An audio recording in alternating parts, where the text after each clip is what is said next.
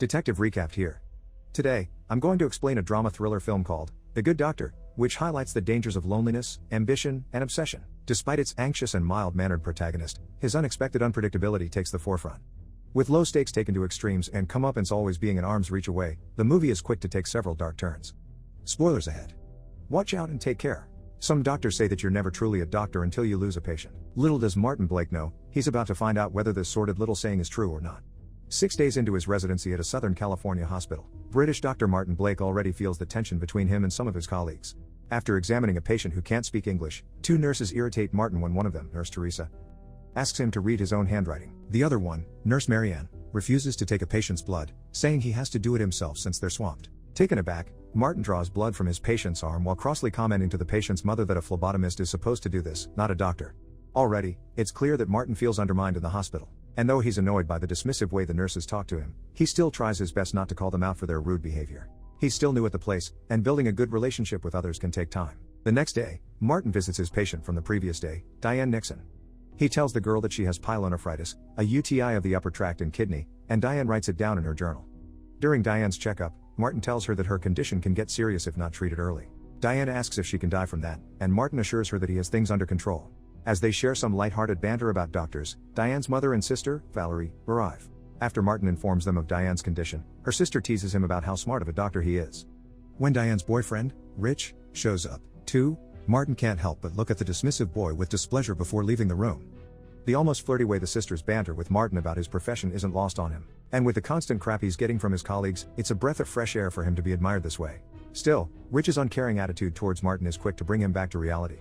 On his way out, Nurse Teresa asks him to confirm that he wrote penicillin on his patient's admit sheet before asking him to follow her. They then go to the room of one of his patients, Mr. Sanchez, where Nurse Teresa tells Martin that the man is allergic to penicillin. Martin argues that it wasn't mentioned in the patient's original admit sheet, but when the nurse questions him if he asked Mr. Sanchez, Martin says the patient doesn't speak English. Annoyed, Martin demands to know why she still gave Mr. Sanchez penicillin even though she knew he was allergic to it, and Nurse Teresa retorts that she only followed his instructions. Instead of arguing with her, Martin instructs her to prepare a Benadryl line for Mr. Sanchez, but Nurse Teresa says she already took care of it before walking away. As Martin follows her, Nurse Teresa says she'll file an incident report. Determined to prove he's right, Martin starts looking for the original admit sheet, but the nurse tells him he won't find it there. Once again, Martin feels undermined by his colleague with the way she's openly putting the blame on him and expressing ignorance over the original admit sheet. It's a little puzzling why Nurse Teresa resents Martin, but it's clear that there's something she doesn't like in him. It may be the way he talks or carries himself, but the nurse should be professional and set aside her personal feelings. After all, it's the patient who'll suffer the most from any medical faults. During his break, Martin joins Dr. Whalens in the cafeteria and expresses his concern about the incident report involving Mr. Sanchez. Martin is worried that it will affect his application for the Infectious Diseases Fellowship, but knowing where their conversation is heading, Mr. Whalens bluntly tells him he can't undo it. The next day, Martin hears Diane arguing with Rich over the phone as he enters her room. Martin then checks her up, and as he does, Diane tells him she wants to break up with her boyfriend. Martin says it's none of his business, but Diane continues to talk to him about Rich anyway. While they talk and Martin advises Teresa what to do with Rich, Nurse Teresa shows up and asks to speak with him. Though Martin asserts that he's with a patient, Teresa ignores him and gives him his files, saying she can't follow the orders on those papers because she can't read his handwriting. Later, Martin is inside an elevator, and he thinks about his confrontation with the nurse. When Jimmy, an orderly, enters the elevator, too, he asks the doctor what's bothering him. Martin then says he believes that the staff is supposed to follow orders and show doctors some respect, but Jimmy says it's probably not what he thinks. When Martin asks how long Nurse Teresa has been working there, Jimmy makes a joke and tells him to just get rid of her by slipping something in her food. At this point, Martin's only getting the respect he wants from Diane, who's openly consulting him with her problems. Nothing seems to be going right for him there, and he can't even pull any strings to keep the incident report from tainting his reputation. This may be another hit to his ego, seeing as he's not important enough to play their workplace politics right. And throughout all this, tensions keep rising between him and Teresa as he feels like he's not getting the respect that he deserves from her. Before his shift ends, Martin visits a sleeping Diane and finds flowers from Rich in her room. When Diane wakes up, she quickly closes her journal and asks what's his deal with Nurse Teresa. Martin assures her they just had a misunderstanding, but Diane implies the nurse should be fired for disrespecting him, making Martin smile. When Martin tells Diane she's all better, the girl gets sad that she doesn't have to stay at the hospital any longer and that she won't receive any of his helpful bits of advice.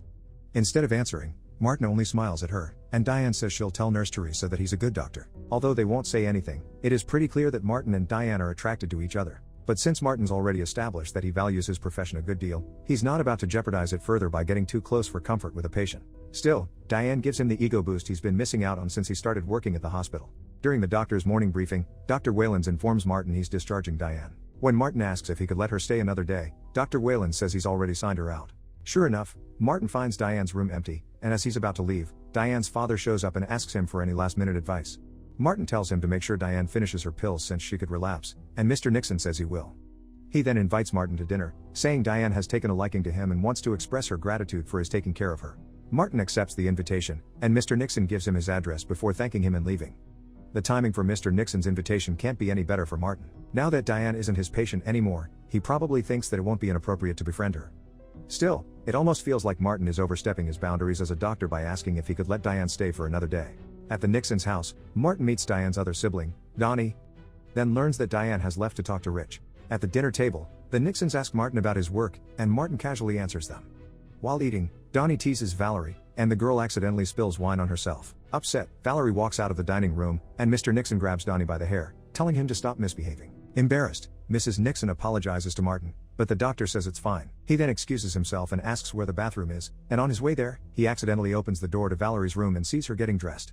When Martin finally finds the bathroom, he stares at himself in the mirror and sees Diane's antibiotics in the closet. After washing up, Martin goes to Diane's room and looks around before finally picking up a framed photograph of her. Wanting to go, Martin tells the Nixons that something came up at the hospital and leaves. Martin is disappointed that Diane isn't home, but he keeps quiet about it. Diane is the sole reason why Martin accepted her father's invitation in the first place, and eating with her family without her makes the night too long for him. When Martin sees Diane's medication in the closet, his facial expression suddenly changes as if he just thought of something brilliant. When Martin arrives home, he takes out Diane's photograph that he's stolen from her room. The following day, Dr. Wayland talks to Martin about his first year of residency at the hospital. Dr. Wayland asks Martin why he became a doctor and if it's what he truly wants, and Martin says he saw how well respected his mother's doctor friend was. Martin tells him he wanted to earn that kind of respect from his colleagues but admits to having a hard time, especially when it comes to getting along with Nurse Teresa. Martin expresses his frustration, saying the nurse treats him as if he's a nobody.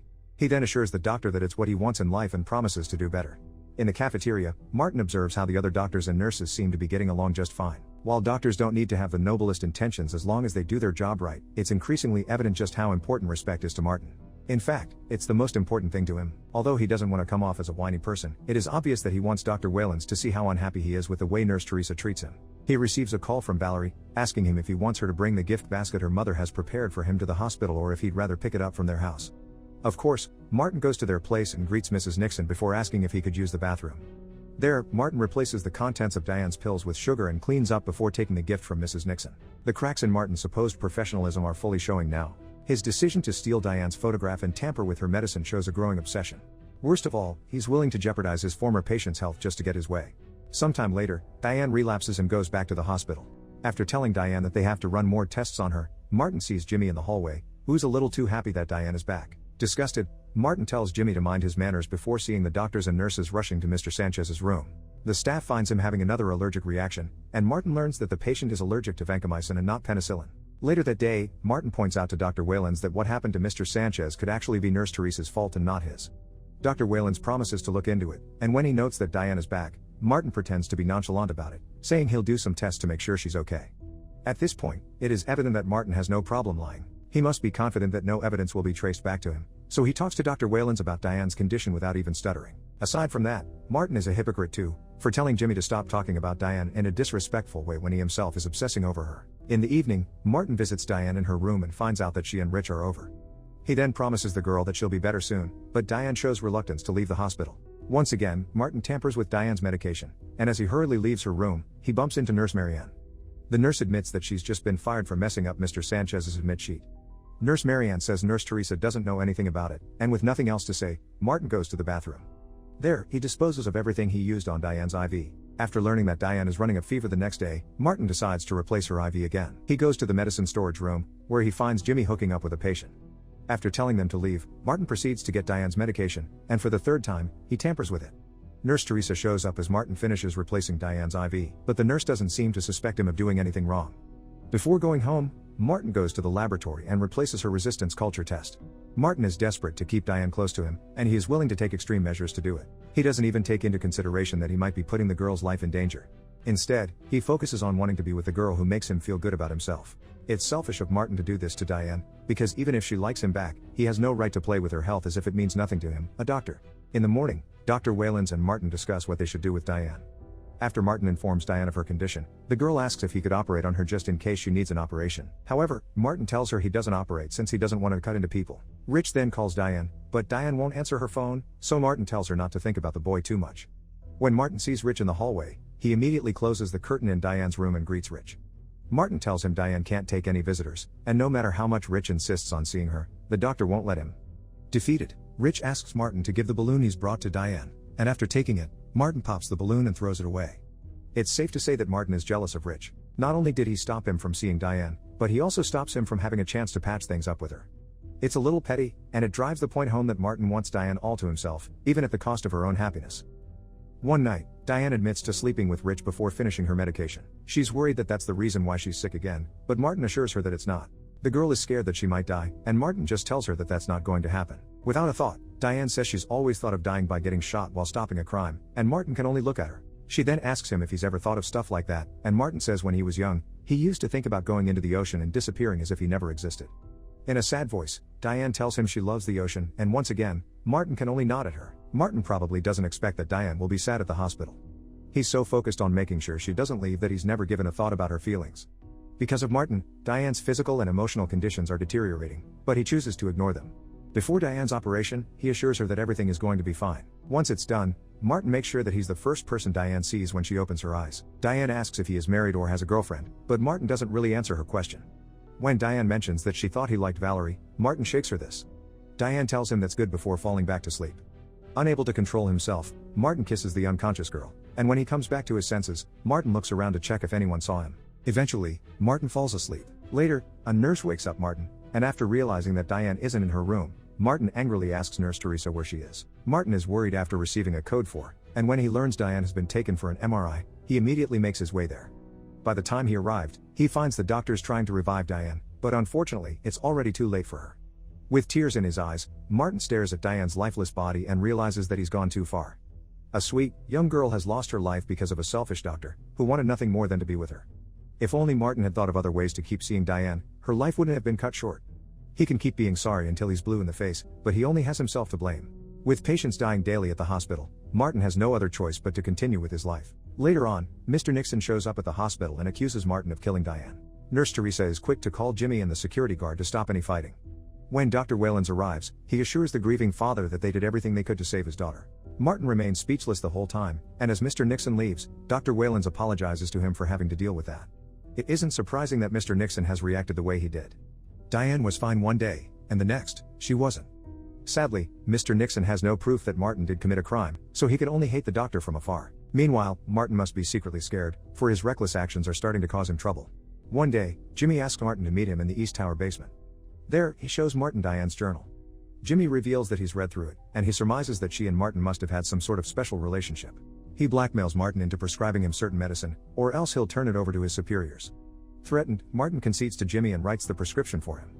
However, Martin won't just let Jimmy bully him, so he painted a different kind of pill to make it look like the one Jimmy is asking for before giving it to him. Martin then asks for the journal, but Jimmy refuses to hand it over. Outsmarting Jimmy, Martin puts poison in Jimmy's pills. After the orderly takes one pill inside the hospital premises, Martin lures him into a storage room for fear that someone might see him dead.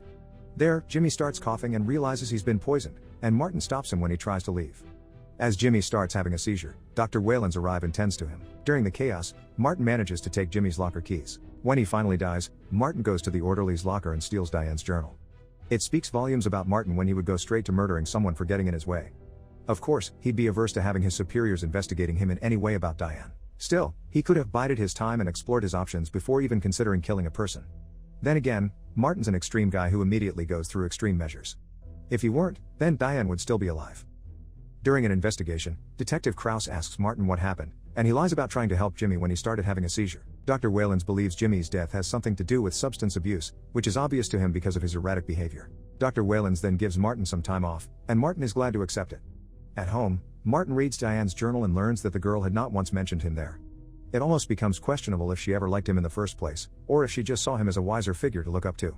The next day, Dr. Krause unexpectedly drops by Martin's house and asks him questions about Jimmy. He tells Martin that the pills Jimmy took were spiked with potassium cyanide, but Martin acts clueless about it. The detective continues to question Martin about his relationship with Jimmy and if he knows where the orderly got the pills. All the while, Martin remains unaware that Diane's journal sits on the floor. As he answers the detective's questions, Martin seems a bit distracted and starts talking about Diane, saying they were close. He then adds that Jimmy used to make lewd comments about female patients, which is one of the main reasons why he never mingled with him. When Martin finally notices Diane's journal, he excuses himself from the room and takes the notebook with him to the bathroom. As a doctor, it was careless of Martin not to realize that potassium cyanide won't be traced in Jimmy's system. Then again, Martin isn't known for his carelessness. What he's good at, though, is using his smarts to get himself out of the trouble he caused, and this time, he uses Diane as a reason to be too distracted to answer the detective's questions. Martin tries flushing the torn papers from the diary in the toilet, but it only clogs and overflows. Panicking, Martin escapes through the bathroom window and climbs down a tree before heading to the beach just outside his house. There, Martin contemplates whether he should end his life, but he decides against it. Instead, he goes back to his apartment through his bathroom window and cleans the mess he made. Once he's done, he goes to tell Detective Krause he's needed at the hospital. After some time, Martin goes back to his work at the hospital. There, he assures a little girl that he's getting better at drawing blood from a patient. Martin is a man of many extremes. He wanted the respect of people, so he went for being a doctor. He wanted to get closer to Diane, so he messed with her medication to trap her in the hospital. He wanted to get Jimmy off his back, he murdered him. When he saw Diane's journal, he flushed it down the toilet and contemplated ending his life. He hardly stops to consider less drastic measures, and this could be a symptom of his deeper insecurities or a belief that he has no one that he can count on. Perhaps Martin is just the way he is. Still, the fact that Martin is able to resume his work at the hospital as if he didn't just kill 2 people is unbelievable. It's frightening to think that doctors like him roam the hospitals, offering services to helpless patients. No matter how good he is at his job, Martin shouldn't forget that he took 2 innocent lives and that one day, he'll pay for them. Subscribe to watch more videos like this. Turn on notifications. And leave a like, it really helps the channel out. Thank you for watching.